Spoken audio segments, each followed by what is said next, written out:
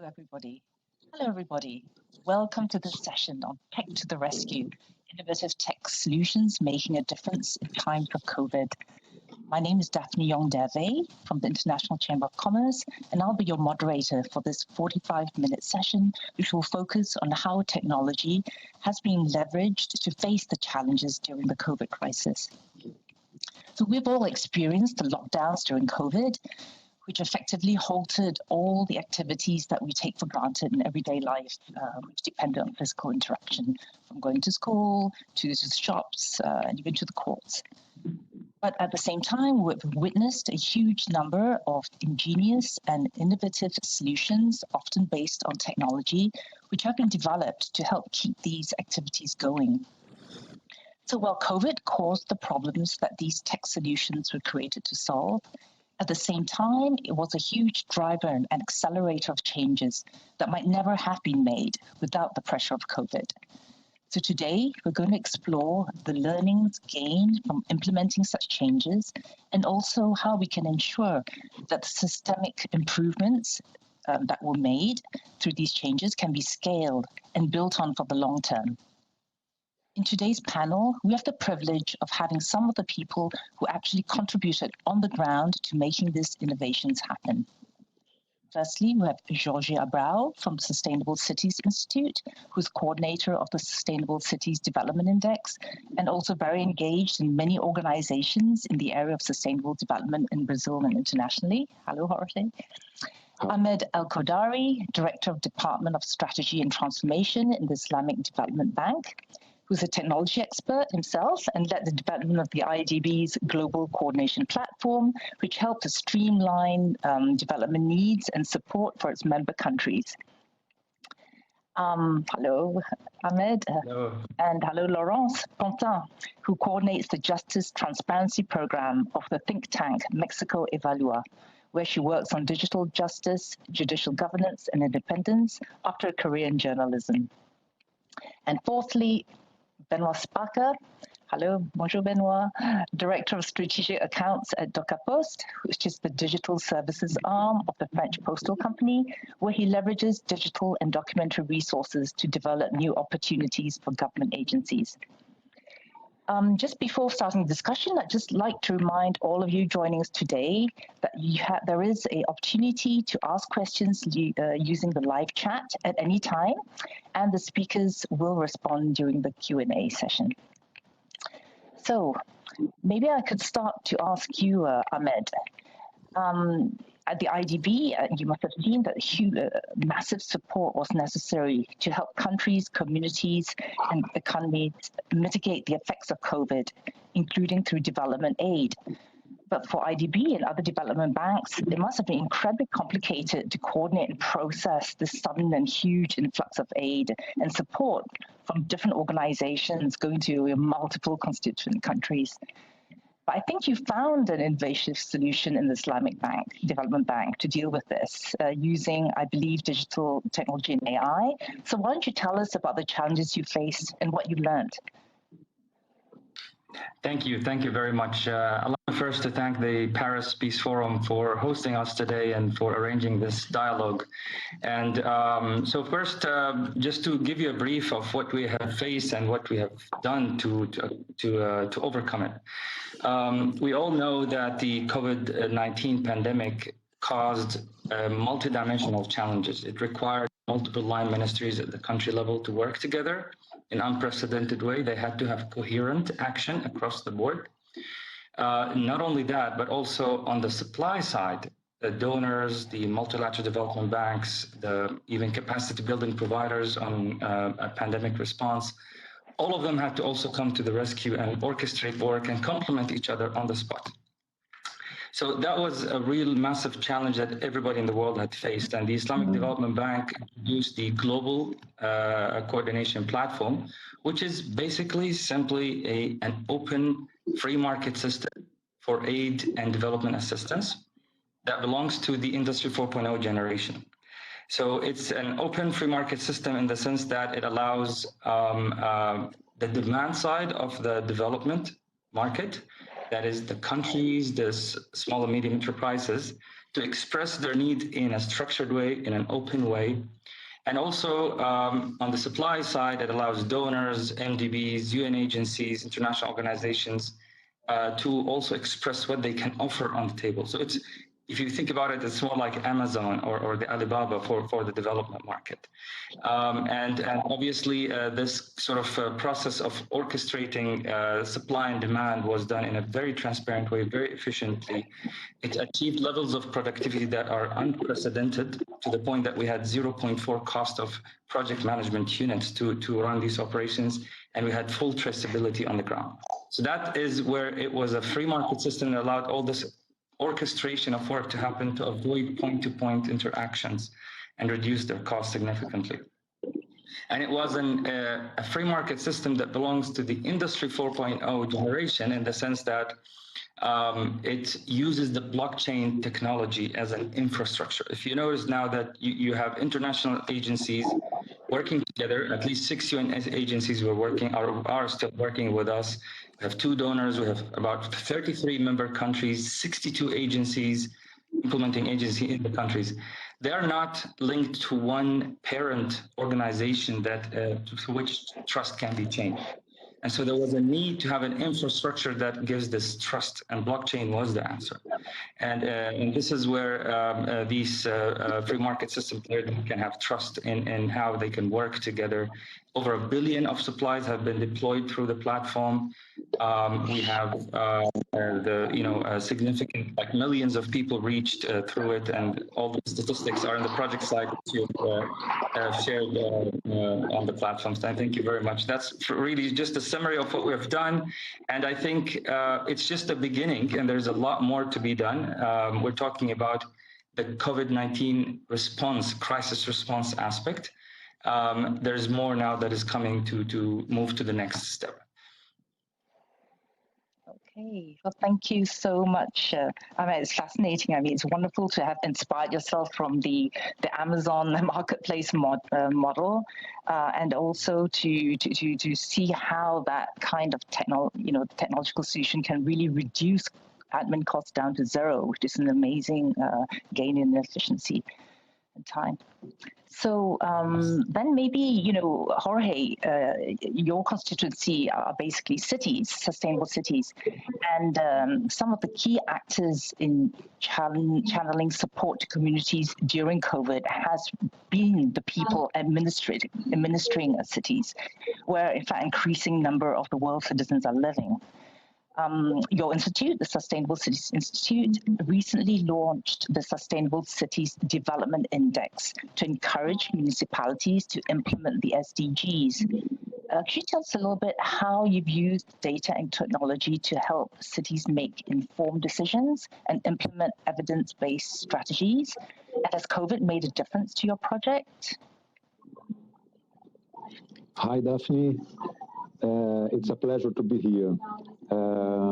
As you told, we work in Brazil with cities, and especially in Brazil, we have 85% of the population live in cities. So, and 9 in 10 deaths in the pandemic were in cities. So we have, and the inequality was determinant in the pandemic. We saw that the poor people death more than rich people, the black people death more than the white people. And the climate was a very important thing in Brazil now, especially because the deforestation in Amazonia. So how can we have an overview of the cities in these different subjects? And we try in this moment we develop in this year an index called Sustainable Cities, Sustainable Development Cities Index. And the idea is to give to the cities an overview how they are in each SDG, because we have this important agenda, 2030 agenda, and the mayors and the civil society usually don't have a vision about this situation, an overview, especially in Brazil. The mayors are worried with the emergencies, the urgencies, and we try to give a overview. And what we do, what we did, we developed the index with eight indicators, and we put these indicators in each 17 SDGs. And we can, with this, to have an answer that you can see the city in each SDG to define the priorities and the investment that the city needs to try to reduce the inequalities. So with this, we are trying to contribute that the city can deliver more quality of life to the population. Well, that's a fascinating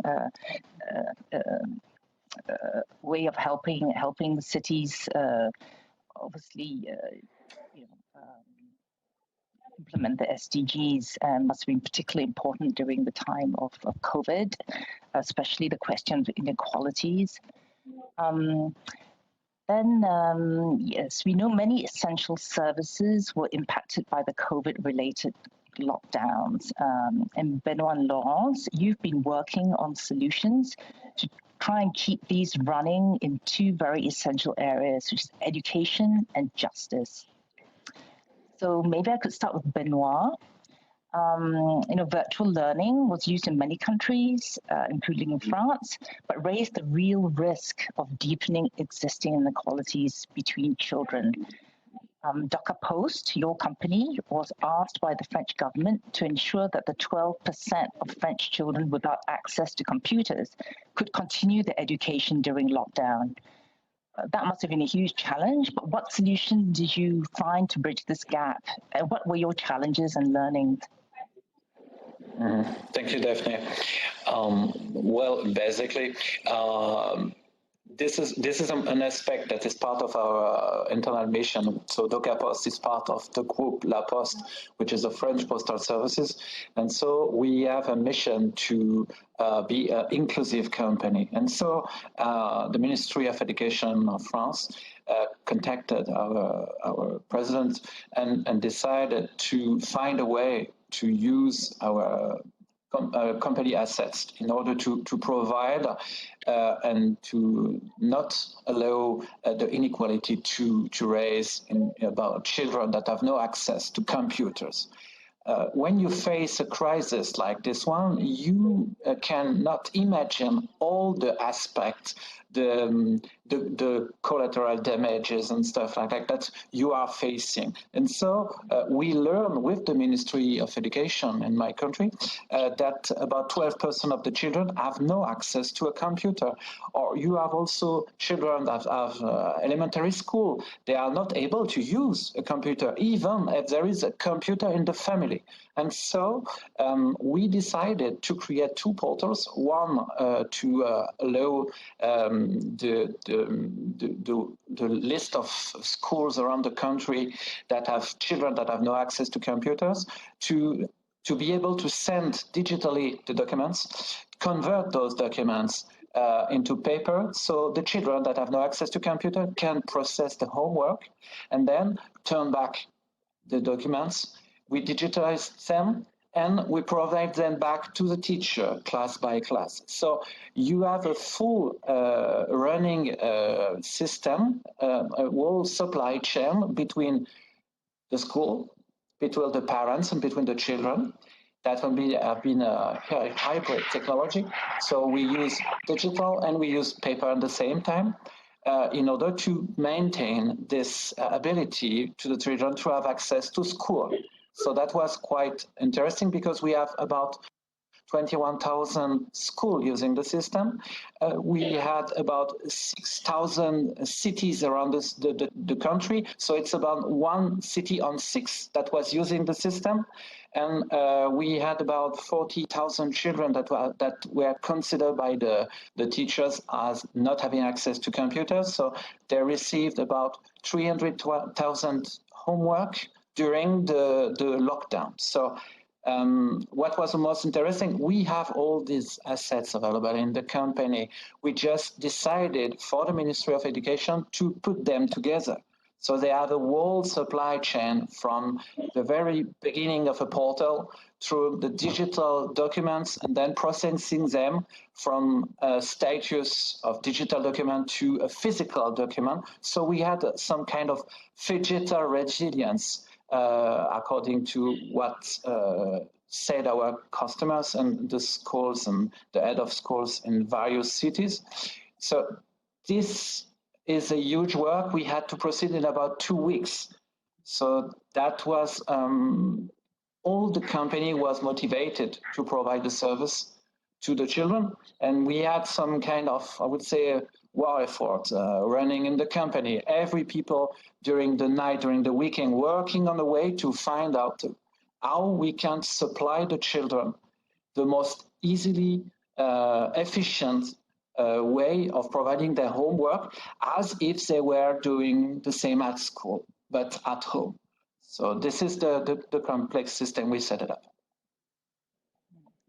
Okay, well, thank you. It's incredibly inspiring to hear how the whole of the staff of DocaPost rallied round and got the system going just 2 weeks. It's very impressive.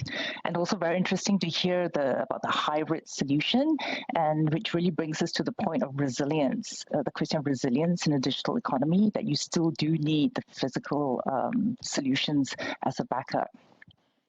Laurence, maybe I can ask you about the justice system, because that was another very essential service that was impacted by the lockdowns, and probably not the system that was best equipped for a digital transition. I think Mexico Evalúa has responded to this problem by gathering good practices to help the different judiciaries make a transition to a digital environment. Perhaps you could share with us what you learned about the innovations that different jurisdictions were making and the kind of very specific issues particular to the justice system that had been that you needed to take into account. Sure, Daphne, thank you very much. As you said, there's no doubt that the pandemic radically changed our lives, and it led many governments around the world to suspend non-essential activities. The justice sector actually was no exception. And as a result, many courts shut down, leaving millions of people who were facing legal problems without access to justice. And in this context, the use of technologies to administer justice, which for years went unnoticed, suddenly became crucial to resume judicial activities and to fight the increasing backlog, provoking an accelerated implementation of what is called also like digital justice, you know? Indeed, in addition to the use of virtual hearings and digital signatures, which became widespread in many judiciaries' day-to-day work, many courts also implemented e-filing platforms to allow parties to file lawsuits and motions, and electronic records to let them consult their records remotely. And in Mexico, we found that there was not much information on this issue, so we developed a diagnosis of the 32 state judiciaries to identify the tools that each one of them implemented. And in this investigation, we confirmed that there was an increasing implementation of technological tools during the pandemic. For instance, in 2018, 16 out of 32 state judiciaries in Mexico had an electronic record, whereas today, 25 judiciaries have one. And likewise, in 2018, only 7 judiciaries had e-filing platforms, and today, 16 of them had one. So, and we can see similar trends, in other parts of the world. And despite this exciting progress, we also identified a technological development gap among local judiciaries. And this gap is due not only to the lack of resources or existing infrastructure, but also to the lack of knowledge and institutional capacity to start actually technological projects. This is why we thought it could be useful to record these developments And as a result, last year we published a guide to good practice on the use of new technologies for the administration of justice. That contains evidence from various countries and is available in English and Spanish in our webpage, actually. And many judicial officials told us that this guide helped them know about technologies that they didn't know were used for the administration of justice. And in some cases, they even asked us to contact them with the courts that developed some of these good practices. And to offer adequate resources and advice to judiciaries who want to undertake processes of technological transformation, we also produce guidelines to develop user-centered technological tools, which we will release next month. And we think it is essential to strengthen judiciary's capabilities and capitalize on the momentum achieved so far to foster technological development inside judiciaries, especially because the impact of the pandemic is actually yet to come, because backlog is growing inside judiciaries due to the significant number of cases that actually weren't filed during the pandemic. And judiciaries will have to resolve them with the same resources and existing capacity that they had before the pandemic. So in Mexico Evalúa, we think this challenge must be addressed urgently, and it implies that more and more judiciaries go digital. That's why, together with the Justice Studies Center of the Americas and other allies, we are launching the Global Alliance for Digital Justice and Online Dispute Resolution, which aims at bringing together judiciaries, multilateral organizations, development banks, universities, research centers, NGOs, to foster responsible technological development in the administration of justice around the world. And everyone interested in promoting digital justice in the respect of due process and the rule of law is welcome to join the Alliance. Thanks very much, Laurence. Yeah, I think that leads us very nicely, actually, what you said about the Global Alliance, about how, we can take these solutions forward. Just before we get to that, I just want to remind everyone who's joined us that they can ask questions to the panel. Please take advantage and use the live chat. We have great speakers here. Yes, so we were talking about how we can, all these tech and data solutions that you've put into place are really incredible. And they have led to huge efficiencies and changes that can really have a much longer term and broader impact. So I'd just like to ask all of you, what potential do you see for your solutions to be applied to other scenarios and beyond COVID for, a longer term impact? And, without the solidarity and sense of urgency that made COVID such a strong driver for innovation, will this be possible? So maybe I could start with you, Benoit, because you talked about how COVID actually got your colleagues all working together. Well, first of all, it can be easily duplicated on any administration in any country. We are discussing about resiliency. We are discussing about how we have to manage the data, because we have, in this educational case, we have access to minor children with different identity we have to preserve, and all this information is quite crucial in such kind of operation. So at DocaPost, in La Poste Group, we have all the GDPR agreements. First of all, this is quite crucial. You have to get a huge amount of data to implement a portal to create the access to all the users. Once you have those agreements, this can be duplicated in any case. As an example, we already have regional education bureau that are asking us, we would like to use this solution, not for COVID, but this time for climate problems. We had discussion near the Alps, and they told us we have huge amount of snow every year, and from time to time, the children cannot go to school. So we would like to have a continuity of activity. The same from our overseas department in La Réunion. From time to time, you have some mountains that are falling down, and so you have the roads that are closed. So during this period, how can you communicate with a various amount of population? And this also opened the way to home office in our country. This is a huge accelerator. In many administration, I am also working on judiciary system, educational system, and high educational system. You have people asking them, why this is not the time to switch to some remote organization? How can we provide new services to our users? And this is, in my opinion, what is the most important, and what we learn from this crisis is that people are now understanding that they have to be more connected. They have to be more inclusive. This is the fact we have on the education situation. And by mixing all of this, we maybe make some gap of 3, 5, 10 years in the future, especially in France, where the home office was not quite developed like in Northern America or in other countries.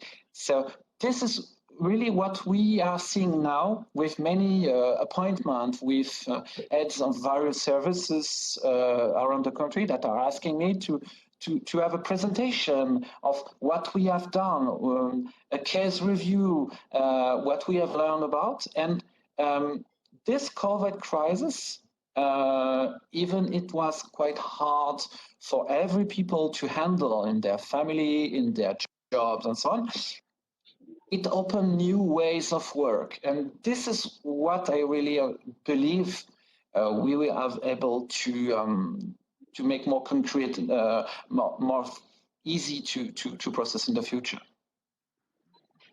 Okay, well, that's really great to know. And let me maybe go to Jorge, because I think what you mentioned about education is obviously a service which is provided by cities. So on your side, how do you see your project on cities, Jorge, moving forward and scaling up even beyond COVID?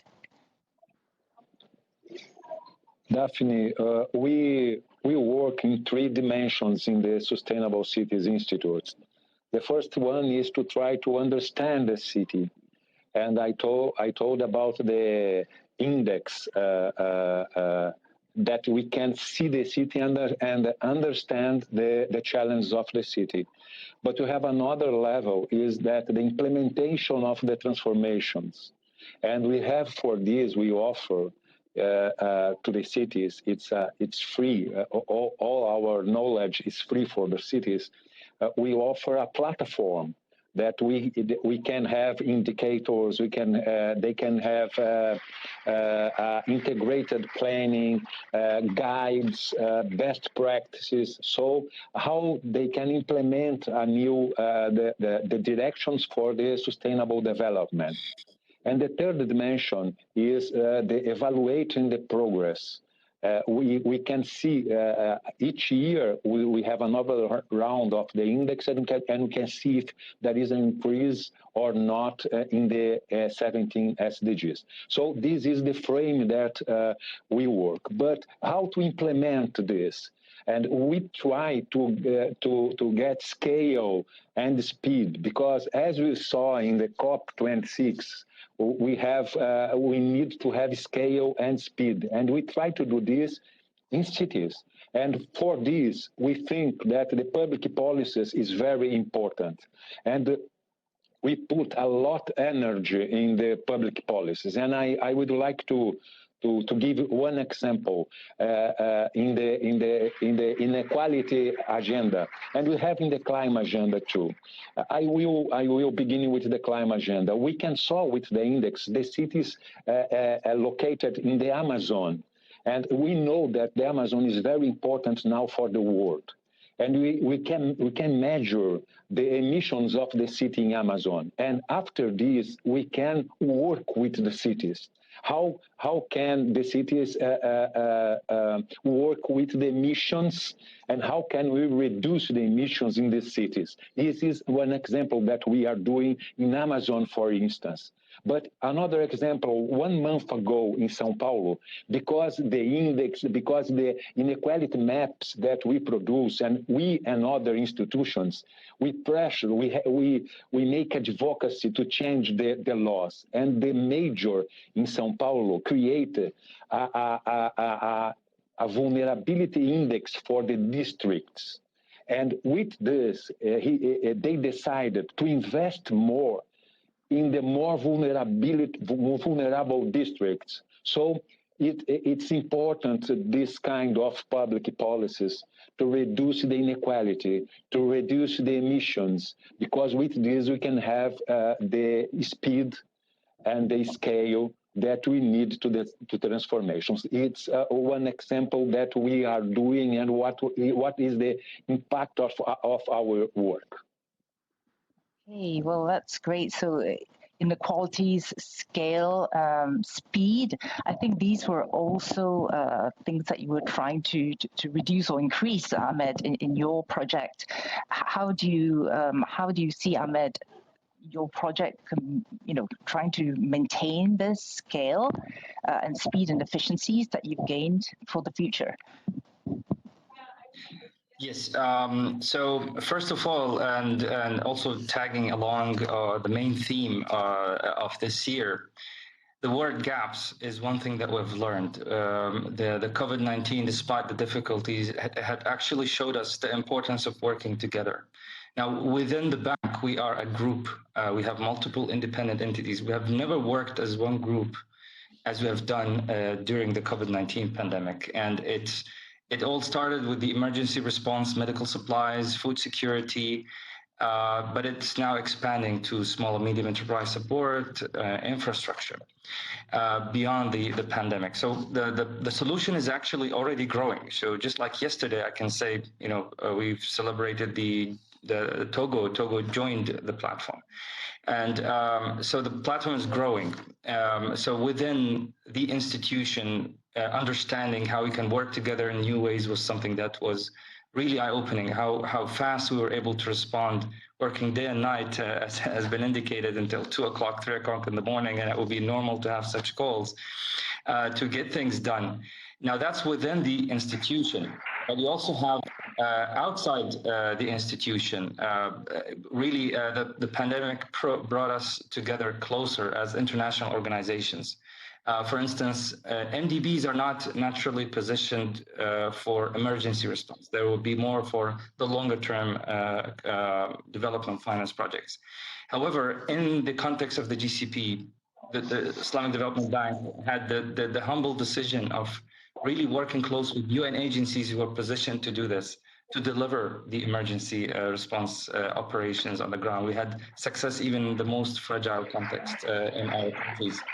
And so this, in a way, is a lesson that we learned, that it actually requires us, in order to sustain this success, to acknowledge the need that we need to work together. We need to understand our complementarities. And sustaining this, in my opinion, would require calling for a global coalition that probably I would recommend the Paris Peace Forum to spearhead, to take this initiative forward. One of our plans for going forward with this initiative is to turn it into a global digital public good that is free of charge. It would have its own self-sustaining financial model that we're working on. But the idea here is to make it an open source tool that all development institutions can use, and they can plug into this big network.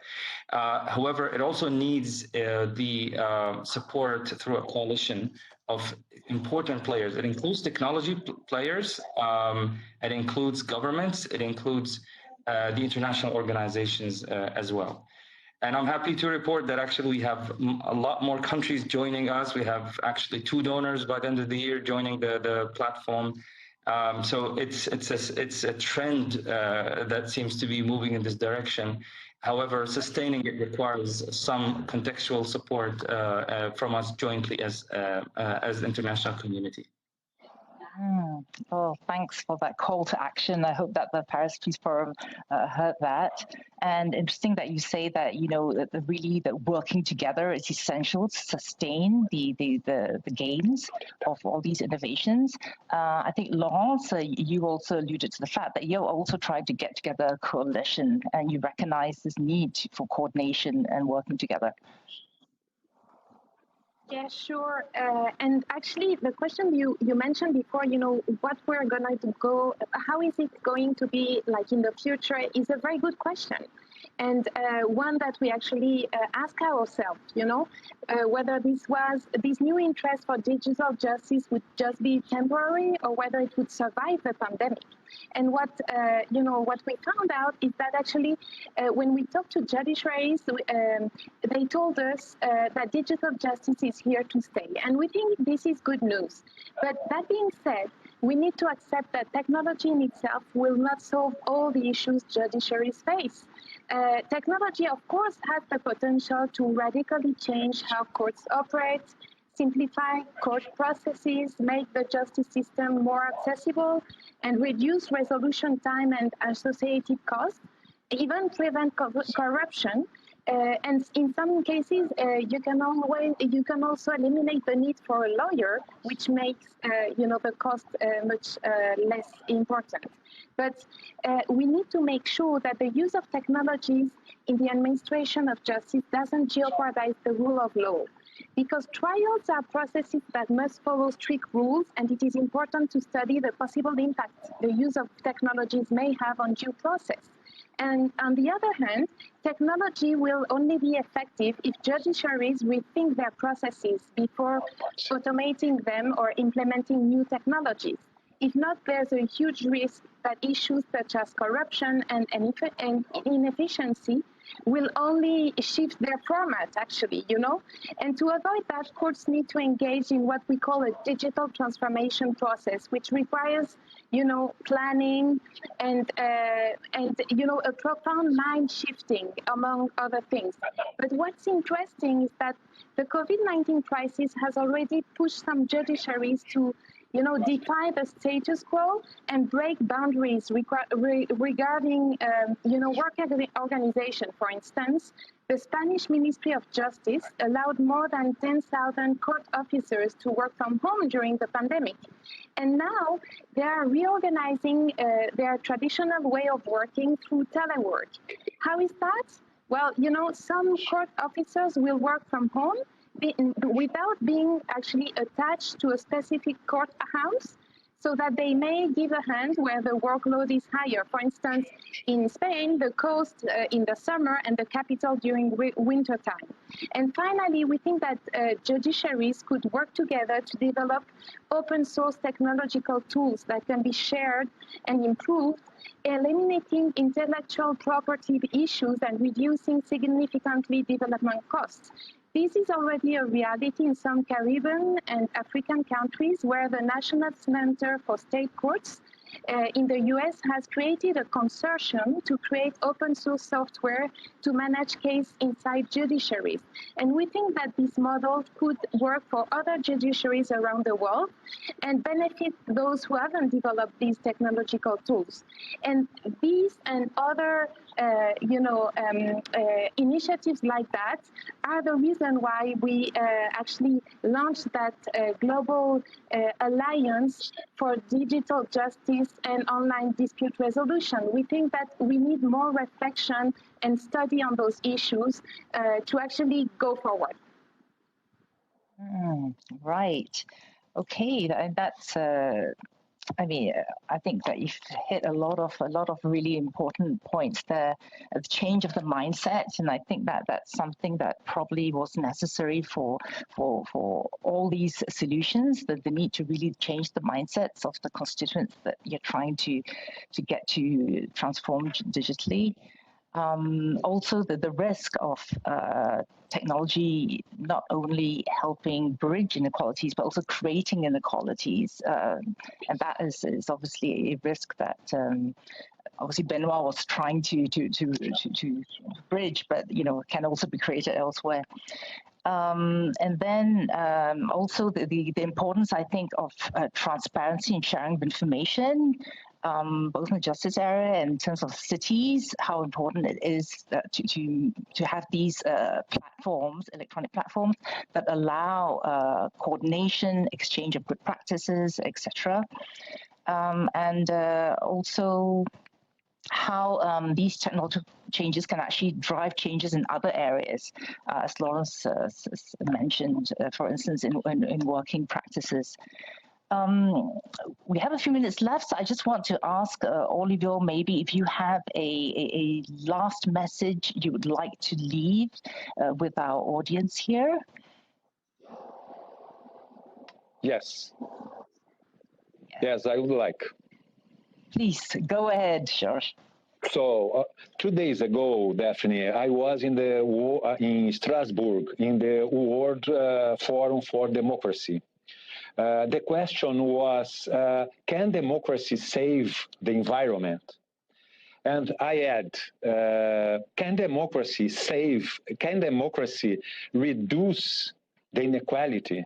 Because these subjects link with this Paris Peace Forum, because we are talking about the peace culture. So this is very important, because if democracy don't deliver more quality of life for the people, we have risks with authoritarian proposals. So, I don't know if democracy, the answer to the question in the forum was, we don't know if democracy would save the environment.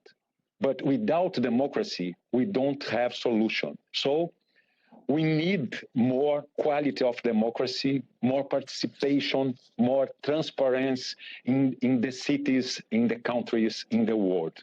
Our problem is more analog than technology, because the decision makers are human beings, and we need keep the pressure for the changes that we need in the world. We are trying to do this in the cities, and we hope that you can have these transformations. Okay, it's a very nice reminder that, despite all the technology, the human side is still extremely important. With 3 minutes left, one question: what are the risks of using technologies to administer justice? How do we avoid that only people with the resources access to these tools? A very, very quick response from Laurence on this. Yeah, sure. Thank you very much. Actually, that's a very big issue, because as you mentioned, for other, sectors, in regard to justice, one of the risks is that access to justice might be limited for those who don't have access to or know how to use digital tools.